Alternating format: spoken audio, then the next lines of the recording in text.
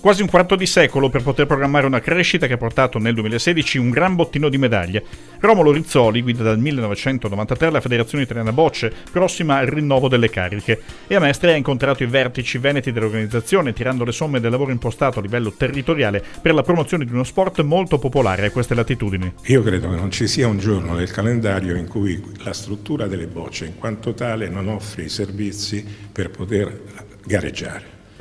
Si gareggia sempre. Noi abbiamo invece una necessità di dare molto più attenzione al settore femminile, alla scuola ai ragazzi, alla gioventù, ma è per una necessità che tutte le federazioni hanno. Con i giovani invece funziona tutto più facilmente. Abbiamo fatto nelle scuole stesse, in tutta Italia, una cultura verso il settore delle bocce, con i ragazzini che vanno alle elementari, alle scuole superiori. E i ragazzini come hanno risposto? C'è una risposta dei giovani verso le bocce?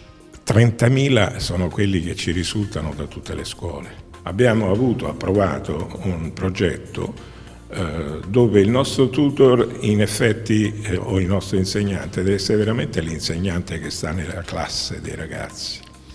Perché andare lì, fare delle riunioni, portarli nei circoli una volta ogni tanto non è così incisiva come andare a prendere quei spazi finalizzati che l'insegnante realmente può dare. E questo ci è stato approvato dal MIUR e dal CONI. Per decreto governativo, quella delle bocce è l'unica federazione con attività assistenziale. I nostri circoli, che non danno denaro, sono autosufficienti e molte volte pagano dei fitti.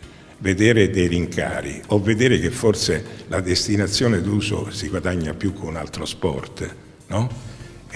Ha creato della concorrenza negli sport stessi, ma poi delle realtà che vivono da 120 anni, pensi quante storie hanno le nostre società, hanno minato quello che la legge invece aveva un altro presupposto. Un obiettivo imprescindibile è il far tornare per il 2024 le bocce disciplina olimpica, come un secolo prima. Noi abbiamo già raggiunto tutti i traguardi che uno sport deve raggiungere a livello internazionale, i World Games, i Giochi del Mediterraneo.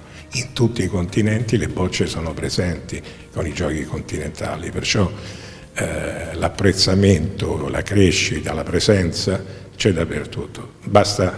È doveroso questo traguardo raggiungerlo. E sul movimento veneto? I veneti che sono andati nel mondo hanno consentito anche a quello che è oggi lo sport delle bocce a livello internazionale.